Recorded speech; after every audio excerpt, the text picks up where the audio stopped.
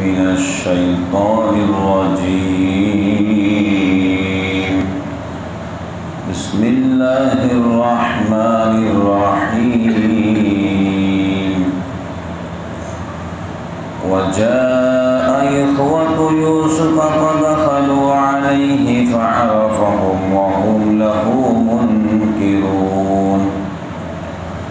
ولما جهزهم بجهازهم قال ائتوني بأخ لكم من أبيكم ألا ترون أني أوفي الكيل وأنا خير المنزلين فإن لم تأتوني به فلا كيل لكم عندي ولا تقربون. قالوا سنراود عنه أباه وإنا لفاعلون. وقال لفتيانه اجعلوا بضاعتهم في رحالهم لعلهم يعرفونها إذا انقلبوا إلى أهلهم لعلهم يرجعون. اور آئے بھائی یوسف کے، پھر داخل ہوئے اس کے پاس. اس نے پہچان لیا ان کو اور وہ نہیں پہچانتے، اور جب تیار کر دیا ان کو ان کا اسباب، کہا لے آؤ میرے پاس ایک بھائی جو تمہارے باپ کی طرف سے. تم نہیں دیکھتے ہو کہ میں پورا دیتا ہوں نام اور خوب طرح اتارتا ہوں مہمانوں کو. پھر اگر اس کو نہ لائے میرے پاس تو تمہارے لیے بھرتی نہیں میرے نزدیک اور میرے پاس نہ آئیو. بولے ہم خواہش کریں گے اس کے باپ سے اور ہم کو ایک کام کرنا ہے، اور کہہ دیا اپنے خدمت گاروں کو رکھ دو ان کی پونجی ان کے اسباب میں، شاید اس کو پہچانے. جب پھر کر پہنچیں اپنے گھر شاید وہ پھر آ جائے.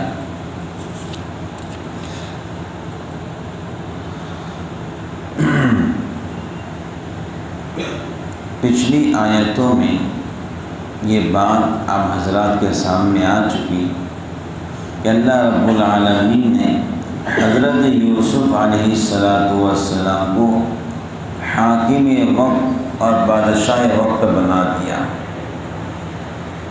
اب حضرت یوسف علیہ السلام کو پہلے سے معلوم تھا کہ دشکار پڑنے والا ہے، 7 سال خوب اناج اور غلہ آئیں گا اور 7 سال قحط پڑنے والا. تو حضرت یوسف علیہ السلام نے اس کا پہلے سے ہی انتظام کر لیا تھا.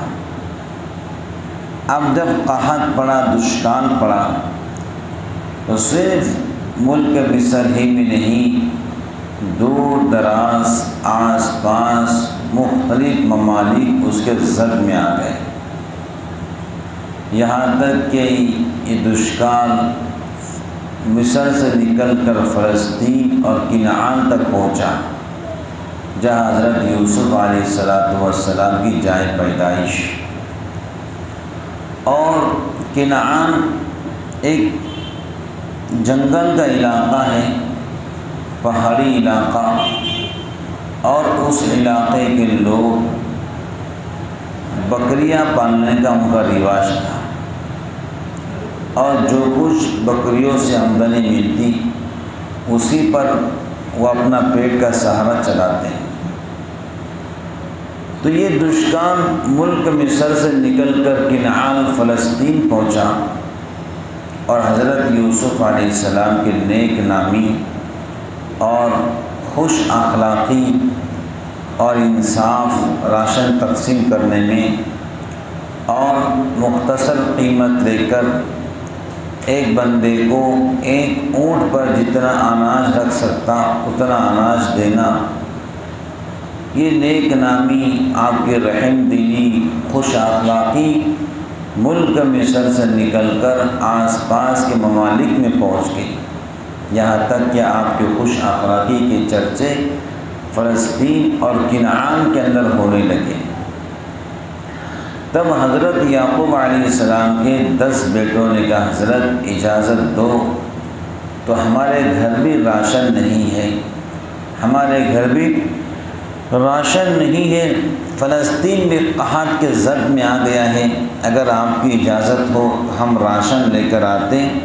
ہم نے سنا ہے کہ ملک مصر کا بادشاہ انتہائی نیک اور صالح، متقی اور پرہیزگار، خوش مزاج اور بااخلاق۔ تو والد بزرگوار حضرت یعقوب علیہ السلام نے کہا ٹھیک ہے میرے بچوں، جاؤ لے کر آؤ۔ اب حضرت یوسف علیہ السلام بادشاہ وقت بن چکے ہیں، تو آپ کے لیے کیا مشکل تھا کہ کسی قاصد کو بھیج کر والد محترم کو خبر کرتے کہ میں زندہ ہوں؟ کیا مشکل تھا؟ کیونکہ آپ بادشاہ وقت بننے کے بعد ہزاروں لوگ آپ کے غلام اور خادم، کئی لوگ آپ کے پاس نوکریاں کرنے والے، تو آپ کے لیے کوئی مشکل نہیں تھا۔ لیکن اللہ تعالیٰ کا حکم تھا یوسف جب تک ہم نہ کہیں اپنے زندہ ہونے کی اور نبی بننے کی اور بادشاہ وقت بننے کی خبر اپنے بوڑھے باپ یعقوب علیہ السلام کو مت پہنچانا۔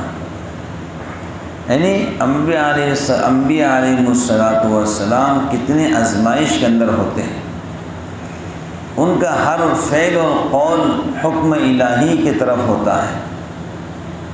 40 سال تک اللہ رب العالمین نے یوسف بن یعقوب کو بڑے باپ یعقوب علیہ السلام سے دور رکھا۔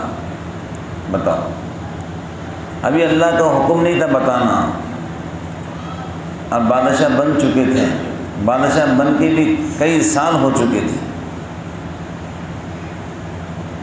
آپ تو نبی اور پیغمبر تو باپ کی کتنی خدمت کرتا ہے، اس کا اندازہ میں اور آپ نہیں لگا سکتے۔ اور آپ کو پتہ تھا باپ بوڑھے ہو چکے ہیں، اندھے ہو چکے ہیں، سب خبر تھی آپ کو، لیکن ابھی اللہ کا حکم ہی نہیں تھا بتلانا۔ نبی اللہ کے حکم کا پابند ہوتا ہے، اور نبی کے واسطے اس کی امت بھی اللہ کے حکم کی پابند ہوتی ہے۔ اب یہ بھائی فلسطین سے نکلے اور مصر پہنچے، 10 بھائی، ایک مضبوط جماعت، اور نبی اور پیغمبر کے بچے انتہائی بحسین اور باکمال۔ جیسے مصر پہنچے تو حضرت یوسف علیہ السلام کی ان پر نظر پڑی، نظر پڑتے سی پہچان گئے، یہ تو میرے اللہ کے بھائی، باپ شریف بھائی ہیں۔ لیکن حضرت یوسف علیہ السلام نے انہیں کچھ بھی نہیں کہا، 10 بھائیوں کو شاہی محل میں آنے دیا، لیکن دل کی تسلی کے لیے ان سے تفتیش کرنا چاہا کہ واقعتاً میرے بھائی ہے یا نہیں ہے، کیونکہ حضرت یوسف 7 سال کی عمر میں کنویں میں گئے تھے اور گر کر 40 سال ہو رہے تھے۔ 40 سال میں حلیہ ملیہ سب بدل جاتا ہے، پہچاننا مشکل ہوتا ہے کون کیا ہے۔ اب 40 سال پہلے یوسف بچے تھے، بعد میں ینگ اور نوجوان اور نبی اور پیغمبر بادشاہ بنے۔ یہ بھائیوں کے وہم و گمان کے اندر بھی نہیں تھا کہ کنویں میں گرنے والا یوسف بادشاہ بن سکتا ہے، انہیں 1% بھی نہیں معلوم تھا یہ یوسف ہے کر کے، انہیں پتہ تھا وہ تو کنویں میں گر چکا ہے، کہیں بک چکا ہے۔ لیکن آپ نے پہچان لیا اور آپ نے سب کو بٹھا کر تفتیش کی، یہ بتاؤ تمہاری زبان تو عبرانی لگتی ہے، عربی نہیں لگتی، تم کہاں کے ہو؟ تو انہوں نے کہا ہم فلسطین کے رہواسی ہیں۔ فلسطین میں کہاں رہتے ہو؟ یعنی اس انداز میں تفتیش کی جیسا کوئی سربراہ کسی جاسوس کی تفتیش کرتا ہے۔ حضرت یوسف نے کہا مجھے ڈر لگتا ہے کہ تم جاسوس نہ ہو۔ کہ نہیں، ہم تو نبی اور پیغمبر کی اولاد، حضرت یعقوب ہمارے باپ نبی، اسحاق دادا نبی، ابراہیم علیہ السلام پر دادا و نبی اور پیغمبر، ہم جاسوس نہیں ہیں، ہم تو ایک سادے سیدھے نوجوان بکریوں کو چرانے والے لوگ۔ آپ نے پوچھا یہ بتاؤ تم 10 کے علاوہ کوئی اور بھائی بھی ہے تمہارے پاس؟ ہاں ہے۔ کون ہے؟ کہ ایک ہمارا چھوٹا بھائی یوسف تھا جو بچپن میں جنگل میں گم ہو گیا تھا۔ اچھا، اور کوئی؟ کہ اور ایک بھائی بنیامین ہے جو اس کا یوسف کا سگا بھائی ہے۔ اب یوسف کے گم ہونے کے بعد سے والد محترم کے پاس بنیامین زیادہ رہتا ہے اور والد محترم اس کو اپنے پاس زیادہ رکھتے ہیں۔ کہ وہ کیوں نہیں آیا؟ کہ بنیامین کو والد صاحب نے نہیں بھیجے، انہوں نے کہا تم 10 جاؤ، بنیامین میری خدمت کرے گا۔ تو حضرت یوسف علیہ السلام ان بھائیوں کے ساتھ انتہائی بااخلاق اور خوش مزاج اور شاہی دربار میں ان کو ٹھہرایا، رات میں بہترین کھانا کھلایا، اعلیٰ قسم کے کھانے کھلائے، اور ان بھائیوں سے کہا کہ آپ کو شاہی محل میں کیسے لگا؟ تو ان لوگوں نے کہا ہم نے سنا تھا بادشاہ بہت نیک اور خوش مزاج، آپ تو اس سے بڑھ کر نکلے ہیں، آپ نے ہماری اتنی عزت کی، مہمان نوازی کی، ہم تو آپ کا شکریہ ادا کرتے ہیں، آپ انتہائی رحم دل انسان ہیں، آپ انتہائی باکمال اور باجمال ہیں۔ اب اس دشکان کے زمانے کے اندر حضرت یوسف علیہ السلام نے ایک زبردست حکمت عملی اپنائی کہ آپ نے شاہی محل سے اعلان کروایا کہ لوگوں جو دو وقت کھانا کھاتا وہ دن میں، وہ ایک ہی وقت کھانا کھائے۔ حکمت عملی تھی آپ کی، وہ جو 2 وقت دن میں کھانا کھاتا ہے وہ ایک ہی وقت کھانا کھائیں تاکہ راشن غلہ زیادہ چلے۔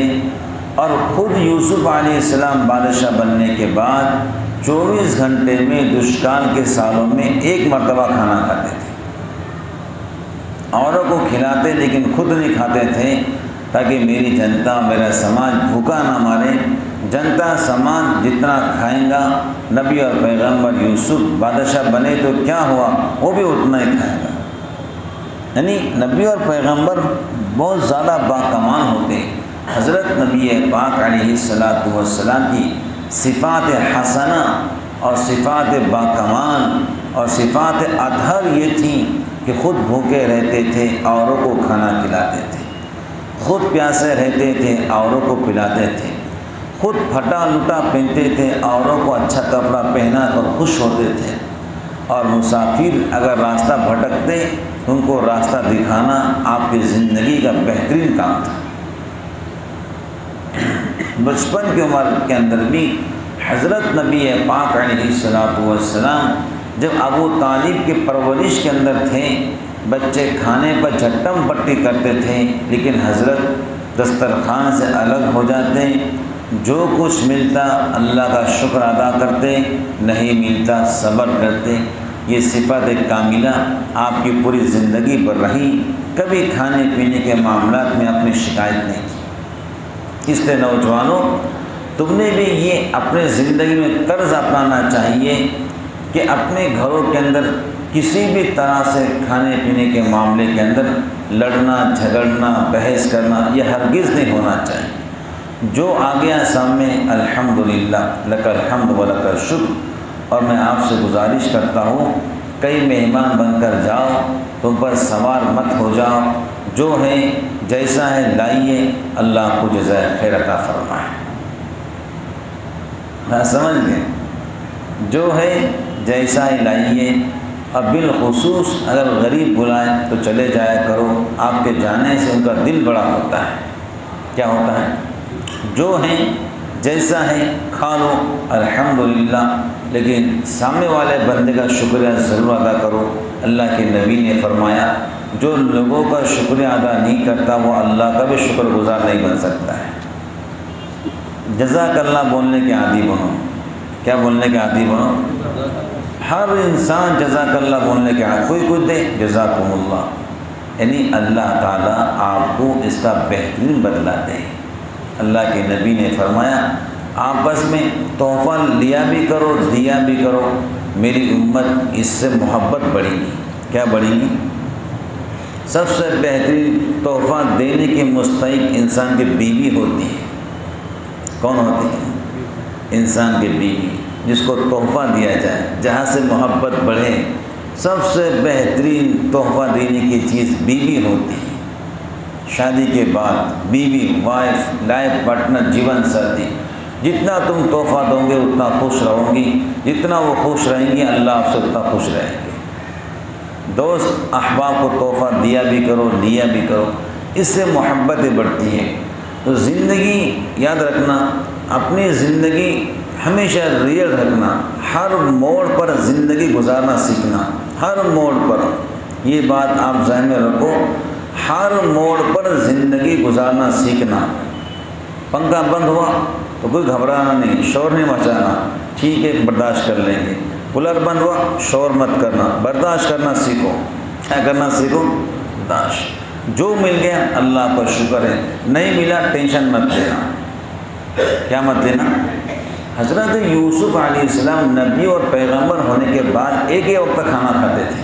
بادشاہ وقت ہیں، 15 سال حاکم وقت رہیں، 15 سال بادشاہ رہے، لیکن دشکال کے زمانے میں ایک ہی وقت کھانا کھاتے تھے۔ جیسا میرا سماج کھا رہا ہے میں بھی ویسے ہی کھاؤں گا۔ بڑے بااخلاق تھے۔ ایسے حضرت نبی پاک علیہ السلام بڑے بااخلاق تھے، ایسے بااخلاق تھے۔ مدینہ کے باہر ایک خاتون تھی، اس کا بچہ مر گیا، تو حضرت سے اس نے کہا مجھے تو بیٹا نہیں ہے، میرے بیٹے تو آپ ہی ہوں، تو ہفتے میں ایک دن مجھ سے ملاقات کر لیا کرو۔ تو حضرت جمعہ کی نماز کے بعد اس سے ملاقات کرتے تھے۔ وہ بڑی خاتون سے جو مدینہ کے باہر رہا کرتی تھی، تو حضرت جاتے تو بوڑھی خاتون جو ہے کچھ لکڑی کے پیالے میں کوئی سامان، کوئی چیز باریک کر کے آپ کو کھلایا کرتی تھی۔ بات سمجھ گئے؟ تو حضرت تو کتنے بڑے انسان تھے، نبی اور پیغمبر کے امام تھے، فرشتوں کے امام تھے، لیکن زندگی کتنی ریئل تھی۔ بس جہاں گئے جیسا گئے اپنے اخلاق کو چھوڑ کر آئے۔ تو حضرت یوسف علیہ السلام نے بھائیوں سے کہا آپ نے مجھے کیسے پایا؟ بہت بااخلاق، لیکن آپ نے ان سے کہا جب تم دوبارہ آؤ گے تو بنیامین کو ساتھ میں لانا تو راشن ملے گا، بنیامین کو ساتھ میں لانا تو راشن ملے گا۔ اور آپ نے اپنے کارندوں سے کہا، خادموں سے کہا بھائی ان کے تھیلوں میں جو کچھ ان نے رقم مجھے دی ہے راشن کی، وہ رقم ان کے تھیلوں میں ڈال دو، لیکن ان کو خبر مت ہونے دینا، تاکہ یہ رقم لے کر دوبارہ واپس آ سکیں اور ہمارے اخلاق کو دیکھ کر دوبارہ آ سکے بنیامین کو لے کر۔ اب خدمت گاروں نے وہ رقم کو واپس کر دیا اور تھیلوں میں ڈال دیا، تھیلوں میں ڈال دیا، اور ڈالنے کے بعد کہا جائیے، اور پروٹوکول دیا گیا، استقبال آپ کا ایسا کیا گیا، بھائیوں کا گاؤں کے باہر خادموں کو بھیجا گیا جاؤ میرے بھائیوں کو چھوڑ کر آؤ۔ لیکن خادموں سے یہ نہیں کہا بھائیوں کو چھوڑ کر آؤ، کہا ان کو چھوڑ کر آؤ بھائی، آخر بھائی تھے بڑے۔ اب وہ لوگ آپس میں چرچے کر رہے کتنا اچھا بادشاہ ہے، کتنا نیک ہے، چہرے پہ کتنا نور ہے، کتنا سچا ہے، کتنا بااخلاق ہے۔ اب کنعان پہنچ کر والد محترم حضرت یعقوب کو پوری داستان سنائے، ابا حضور انتہائی نیک اور باکمال، خوش مزاج اور خوش اخلاق، پوری سفر کی کارگزاری باپ کو سنائی اور کہا ابھی کارگزاری سنائی، ابھی تھیلے نہیں کھولے راشن کے، ابا دیکھو انہیں راشن کیسا دیا۔ جب تھیلے کھولنا شروع کرے تو سب سے پہلے قیمت ان کو نظر آئی، ابا کتنا بااخلاق ہے، جو پیسہ ہم نے دیا تھا وہ بھی واپس کر دیا۔ اس کا مطلب یہ ہے کہ ہماری فیملی بہت بڑی ہے، زیادہ افراد ہیں، یہ راشن ہمیں بس نہیں ہوگا، ابا ہمیں پھر دوبارہ سفر کرنا پڑے گا۔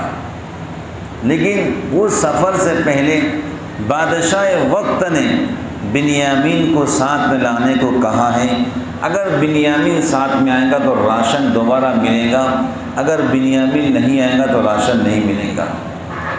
اب حضرت یعقوب علیہ السلام پریشان ہو گئے، پہلے تو یوسف کو دیا تھا حال ایسا ہو گیا کہ میرے بچوں میں بنیامین کو کیسے چھوڑوں؟ کہ ابا حضور راشن ختم ہو جائے گا تو گھر کے فیملی بھوکے مر جائیں گی، آپ کو بنیامین کو دینا پڑے گا۔ آپ دیکھیے اس وقت میں جب یعقوب علیہ السلام نے بنیامین کو دینے کے بعد کہیں تو کیا کہا؟ انی توکلت علی اللہ، میں بنیامین کو اللہ کے بھروسے پر دیتا ہوں۔ نہیں سمجھے بات کو؟ جب یوسف علیہ السلام کو دیا تب اس وقت نہیں کہا تھا انی توکلت علی اللہ، اب بنیامین کو دینے کے بعد آئی تو کیا کہا؟ انی توکلت علی اللہ، یعنی یعقوب علیہ السلام یہ سمجھ رہے تھے کہ میں اگر آپ بنیامین کو اللہ کے حوالے کرتا ہوں تو مجھے امید ہے اللہ تعالیٰ بنیامین کو واپس لائیں گے۔ انہوں نے یہ کہا میرے بچوں جاؤ بنیامین کو لے کر جاؤ، وما اغنی عنکم من اللہ من شیء ان الحکم الا للہ علیہ توکلت وعلیہ فلیتوکل المتوکلون، اور میں ہی نہیں بچا سکتا تم کو اللہ کے کسی بات سے، حکم کسی کا نہیں سوائے اللہ کے، اسی پر مجھ کو بھروسہ ہے اور اسی پر بھروسہ چاہیے بھروسہ کرنے والوں کو۔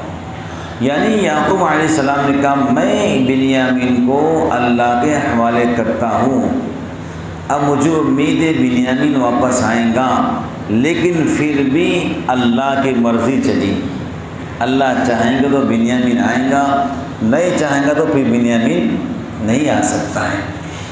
اب مفسرین لکھتے ہیں یعقوب علیہ السلام نے یہاں پر اللہ پر بھروسہ، نبی اور پیغمبر کا اللہ پر ہی بھروسہ ہوتا ہے اور ہمارا بھی اللہ پر ہی بھروسہ ہونا چاہیے۔ تو یعقوب علیہ السلام نے کہا اللہ کا ہی حکم چلتا ہے اور بھروسہ کرنے والے کو اللہ کے ذات پر ہی بھروسہ کرنا چاہیے۔ جب یہ جملہ کہا مفسرین لکھتے ہیں اسی وقت اللہ نے کہا بنی یعقوب اب ہم تم کو تمہارے دونوں بیٹوں سے ملاقات کرائیں گے، یوسف سے بھی بنیامین سے بھی۔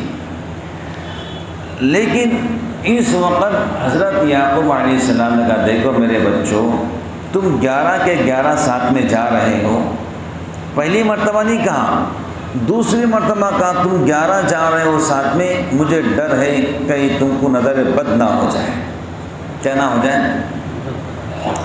مجھے ڈر ہے کہیں تم کو نظر بد نہ ہو جائیں، مجھے ڈر ہے کہیں حاسد تم پہ حسد کرنے نہ لگ جائیں، کہیں شرارت کرنے نہ لگ جائیں۔ پہلی مرتبہ نہیں کہا، اب بنیامین کو ساتھ بھیج رہے ہیں، کیا کہہ رہے ہیں؟ مجھے ڈر ہے کہیں تم کو نظر بد نہ ہو جائے۔ کیوں؟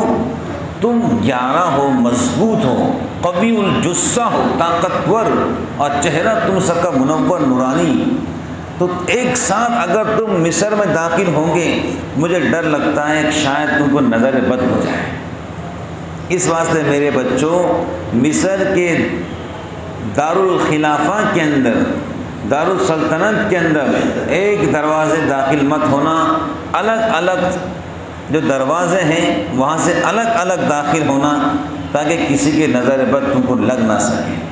اللہ کے نبی نے فرمایا نظر بد تو حق ہے، اور حدیث میں آتا ہے قرب قیامت سے پہلے زیادہ تر لوگوں کی موتیں نظر بد سے ہوگی۔ کیسے ہوگی؟ ہاں اللہ کے نبی نے کہا العین حق، نظر بد حق ہے۔ اللہ کے نبی نے فرمایا نظر بد انسان کو قبر تک، اونٹ کو ہانڈی تک پہنچا دیتی ہے۔ اونٹ کو ہانڈی، یعنی اب اونٹ مرنے لگا لوگ کیا کرتے ہیں؟ ذبح کرتے ہیں، گوشت کہاں ڈالتے ہیں؟ ہانڈی میں ابالنے کے لیے۔ ہاں تو نظر بد سے انسان مرتا ہے، یہ حدیث کے لفظ ہیں، قرب قیامت سے پہلے اکثر موتیں نظر بد سے ہوں گی۔ اللہ کے نبی نے فرمایا نظر بد حق ہے جادو کی طرح۔ ایک صحابی حضرت سہل بن حنیف رضی اللہ عنہ غسل کر رہے تھے جنگل میں، تو کوئی سفر کا موقع تھا، وہ جنگل میں غسل کر رہے تھے، تو بڑے خوبصورت تھے، سہل بن حنیف بڑے خوبصورت تھے۔ تو دوسرے صحابی نے ان کے بدن کو دیکھ کر کہا کتنا خوبصورت بدن ہے، کتنا اچھا بدن ہے، کتنا پیارا بدن ہے۔ اتنا کہنا تھا کہ سہل بن حنیف کو بخار آنا شروع ہوا رضی اللہ تعالیٰ عنہ۔ ایسا بخار آیا کہ پورے بخار میں بھر گئے، اسی وقت میں پورے بخار میں بھر گئے۔ تو ان کو اللہ کے نبی کے پاس لایا گیا۔ اللہ کے نبی نے کہا بھائی سہل بن حنیف کو تو نظر بد ہو گئی ہے۔ کیا ہو گئی ہے؟ ہاں، کہا سہل تجھے نظر کس نے لگائی؟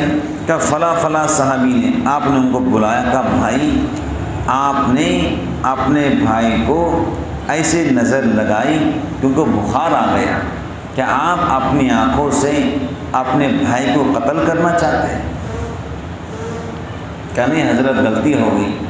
کہا بھائی کسی کا چہرہ آپ کو اچھا لگے، کسی کی باڈی، تو کیا بولنا چاہیے؟ ماشاء اللہ لا قوت الا باللہ۔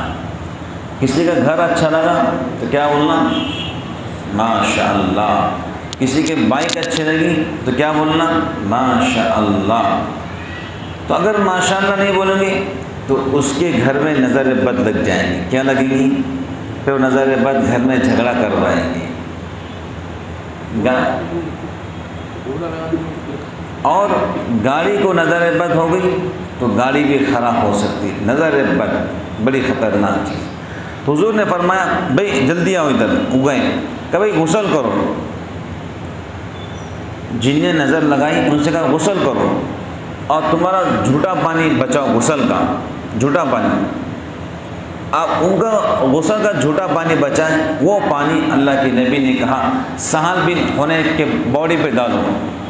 جیسے باڈی میں پانی ڈالا گیا، پانی نیچے گرتا تھا تو ساتھ میں نظر بد بھی نیچے گرتی تھی۔ اس لیے حدیث میں آتا ہے اگر کوئی کسی کو نظر لگا دے تو اس کو چاہیے وہ غسل کرے۔ کیا کرے؟ غسل کرے، اور غسل کا جھوٹا پانی بکیٹ میں بالٹی میں جمع کرے، اور جس کو نظر لگایا ہے اس کو غسل کروا دے، وہ نظر اتر جائیں گے۔ یا پھر وضو کریں، وضو کا جھوٹا پانی جمع کریں، اور جس کو آپ نے نظر لگا ہے اس پر وہ پانی ڈال دیں، تو انشاءاللہ پانی گرے گا، نظر بد اترتے جائیں گے۔ تو نظر کس کی ہوتی ہے؟ اپنی خود کی بھی نظر اپنوں کو ہوتی ہے آئینے میں دیکھنے کے بعد۔ تو کیا بولنا چاہیے؟ ماشاء اللہ۔ بچوں کو ماں باپ کی اکثر نظر ہوتی ہے، بچوں کو ماں کی اکثر نظر بد ہوتی ہے، لیکن گھر میں خواتین کو پتہ نہیں علم ہے کہ نہیں ہے، وہ ماشاء اللہ نہیں کہتے تو بچے پریشان کرتے، ستاتے ہیں، روتے ہیں رات میں۔ وہ نظر بد کے اثرات ہوتے ہیں جو پیٹ میں اتر جاتی ہیں۔ کہاں اترتی بولو؟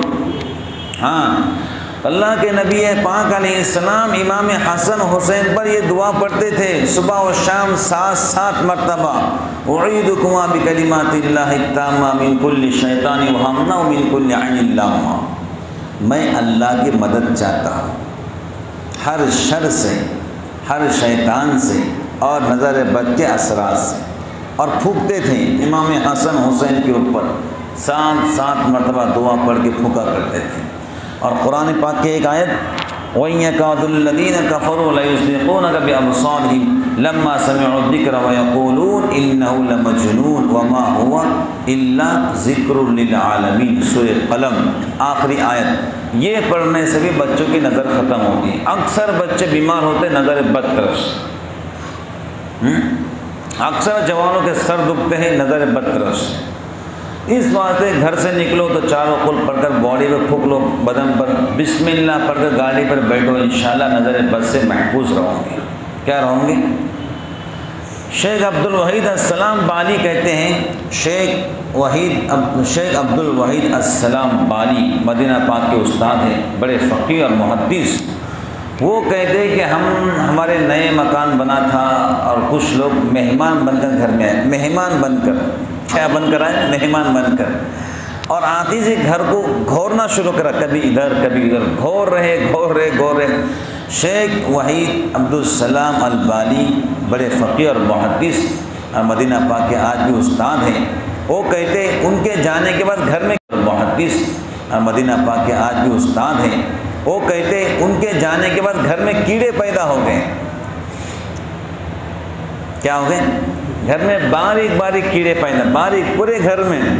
میں نے بیوی سے پوچھا، وہ کہتے شیخ کہتے میں نے بیوی سے پوچھا وہ لوگ گھر میں بیٹھ کے کیا کر رہے تھے؟ کہا وہ خالی گھر کو گھور رہے تھے۔ تو شیخ کہتے بس مجھے محسوس ہوا کہ نظر بد گھر کو ہوگی، فوراً آیت رقیہ پڑھی، پانی پر پھونکا اور پورا پانی جھڑک دیا، وہ جراثیم ختم ہو گئے۔ تو نظر ایسی بھی ہوتی ہے، ماں کی نظر اکثر بچوں کو ہوتی ہے، تو ماں کو چاہیے بچوں پر جو ہیں صبح و شام چاروں قل اور جو میں دعا پڑھ کے بتایا ہوں، یہ دعا 7 مرتبہ اور قرآن پاک کی آیت اور اعوذ بکلمات اللہ التامات من شر ما خلق 3 مرتبہ صبح و شام یہ پڑھ کر ضرور پھونکے، انشاءاللہ نظر بد سے آپ کے بچے محفوظ رہوں گے، آپ بھی محفوظ رہو گے۔ اور سوتے وقت میں جو دعائیں ہیں، مثلاً دعائیں اتنی زور سے پھونک مارنا ہے ہاتھ پر۔ امی عائشہ فرماتی ہیں حضرت نبی پاک علیہ السلام اتنی زور سے پھونکتے تھے کہ بعض مرتبہ آپ کا لعاب مبارک دانتوں کے بیچ سے باہر نکلتا تھا، اتنا پھونکتے تھے، اور پھر جہاں تک ہاتھ پہنچتا وہاں تک پہنچاتے تھے۔ اس سے کیا ہوتا ہے، آپ نظر بد سے اور شیاطین سے محفوظ ہو جاؤ گے۔ کیا ہو جاؤں گے؟ محفوظ ہو جاؤں گے۔ اور یہ دور ایسا ہے کہ ہم محفوظ نہیں رہ سکتے جب تک کہ ہم مصنون دعا کی پابندی نہ کریں۔ جب سہل بن حنیف ایک صحابی رسول رضی اللہ عنہ حضور نبی پاک علیہ السلام کے ساتھ سفر جنگ میں چل رہے ہیں، جب ان کو نظر بد ہو سکتی ہے تو ہم کو کیوں نہیں ہو سکتی ہے؟ ارے وہ نہیں ہو سکتی ہیں۔ تو آج کے نوجوانوں کو چاہیے وہ چاروں قل پڑھنے کا فل اہتمام کریں، ہر نماز کے بعد آیت الکرسی پڑھنے کا اہتمام کریں، اور اپنی ہتھیلیوں پر پھونک کر بدن پہ پھونک لیا کریں۔ انشاءاللہ ہر لائن سے آپ اللہ تعالیٰ کی حفاظت میں رہو گے۔ تو حضرت یعقوب علیہ السلام نے کہا مجھے ڈر لگتا ہے کہ تم کو ایک ساتھ دیکھ کر لوگ نظر بد نہ لگا دیں، اس سے داخل ہونا دروازے سے تو الگ الگ، اور ملک مصر کے دارالخلافہ دارالسلطنت بہت بڑے بڑے دروازے، بہت کافی دروازے تھے اندر آنے انٹری کے لیے۔ تو باپ کے نصیحت کے مطابق سارے بھائی الگ الگ دروازے سے داخل ہوئے۔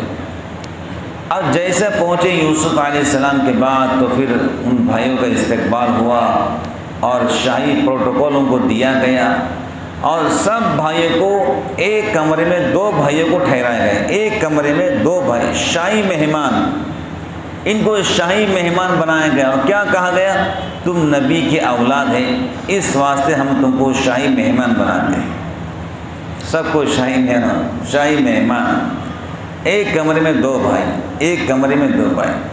اب اکیلا بنیامین بچ گیا، تو آپ نے کہا یہ بنیامین میرے ساتھ رہے گا۔ سب بھائی سو گئے، تو بنیامین سے کہا بنیامین جانتے ہو میں کون ہوں؟ کہا آپ تو وقت کے بادشاہ ہیں، یہاں کی حکومت تو آپ کے ہاتھ میں ہے۔ کہا بنیامین میں تمہارا سگا بھائی یوسف بن یعقوب ہوں۔ اب یہ کہنا تھا تو بنیامین کو اپنی آنکھوں پہ یقین نہیں آ رہا، بھیا تم ہی ہو، تم تو کنویں میں گئے تھے، بک گئے تھے، جنگل میں گئے تھے۔ کہا بنیامین میں ہوں، اللہ نے فضل اور کرم کیا، تقوی صبر کی بنیاد پر اللہ نے مجھے یہاں پہنچایا۔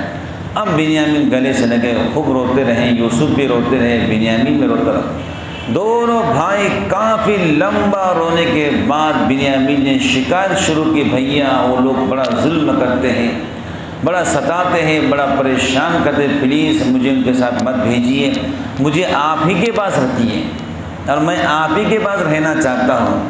حضرت یوسف نے کہا بنیامین ہم بھی آپ کو چھوڑنا نہیں چاہتے، ہم بھی آپ کو اپنے پاس ہی رکھنا چاہتے ہیں۔ کہا بھیا اس کی شکل نکالو اور ان کو یہاں سے جانے دو، میں آپ ہی کے پاس رہوں گا۔ کہا بنیامین جو راشن کا تھیلا ہم آپ کو دیں گے اس میں چاندی کا پیالہ چھپا دیں گے اور اعلان کریں گے بادشاہ کا چاندی کا پیالہ گم ہو گیا ہے، کس نے چرایا اس کو پکڑو۔ کہا بھیا یہ ترتیب اچھی ہے، یہ ترکیب اچھی ہے، اب ایسے کیجئے مجھے ان کے ساتھ مت بھیجیے، میں تنگ آ چکا ان لوگوں سے، میں بڑا ظلم کیا ان لوگوں نے میرے اوپر۔ کہا ٹھیک ہے۔ صبح سب کو سامان دیا گیا، جاؤ بھائی جاؤ۔ ایک اونٹ کے برابر سامان بنیامین کو سامان دیا گیا، اتنا سیم، اور اس کے تھیلے میں چاندی کا پیالہ ڈال دیا گیا، بادشاہ وقت کا ناپنے کا پیالہ۔ 11 بھائی روانہ اونٹوں پر جا رہے ہیں، تو ایک دم ایک نے اعلان کیا کہ بھائی بادشاہ وقت کا چاندی کا پیالہ راشن گننے کا گم ہو گیا ہے، کون چرایا ہے؟ اب ایک دم حضرت یوسف نے کہا ان سے کہو کون چرایا تم میں سے؟ چیک کر کہا اے بھائی رکو، ایک کنال کے لوگوں رکو، تم نے شاید پیالہ چرایا ہے۔ تو سب کہہ رہے ہم نبی کے بیٹے چوری نہیں کر سکتے ہیں۔ کہا نہیں، تمہارے تھیلے چیک کراؤ۔ تو سب سے پہلے تھیلا بنیامین کا نہیں چیک کرے، یہودا بڑے بھائی کا چیک کرے، نمبر 1 2 3 4 5، سب کا تھیلا چیک کرتے کرتے آخر بنیامین کے تھیلے میں پیالہ نظر آیا۔ کہ یہ چور ہے۔ سب نے کہا اس کا بھائی بھی چور تھا، یہ بھی چور نکلا۔ کیا کہا؟ اس کا بھائی یوسف بھی چور تھا، یہ بھی چور نکلا۔ اس کا بھائی یوسف بھی چور تھا، یہ بھی چور نکلا۔ تو حضرت یوسف نے پوچھا وہ یوسف چور کیسے تھا؟ کہا بچپن کے اندر اس نے پھوپھی کا پٹا چرایا تھا۔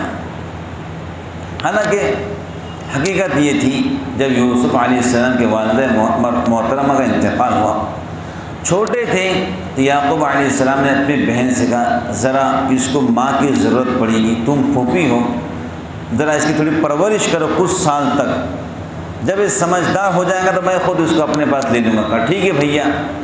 جب یوسف پھوپھی کے پاس گئے، پھوپھی کو یوسف سے محبت ہوگی، ایسی محبت ہوگی پھوپھی چھوڑنے تیار نہیں، کہ میں نے اس کو بیٹا بنا لیا ہے۔ یعقوب علیہ السلام نے کہا بہن وہ میرا بیٹا ہے، چھوڑ دے، چھوٹا تھا سنبھالنے دیا تھا، تم نے تربیت کی، تمہارا شکریہ، چھوڑ دے میرے یوسف کا۔ نہیں چھوڑتی۔ تو انہوں نے اپنا پٹا ان کی کمر میں باندھ دیا تھا یہاں پر، اور شور مچایا بھیا یعقوب تمہارے بیٹے یوسف نے چوری کی ہے۔ کہ کیا چوری کی ہے؟ کہ میرا پٹا چرا لیا ہے۔ کہ کہاں ہے؟ جب چیک کیے تو آپ کے کمر پہ پٹا بندھا ہوا نظر آیا۔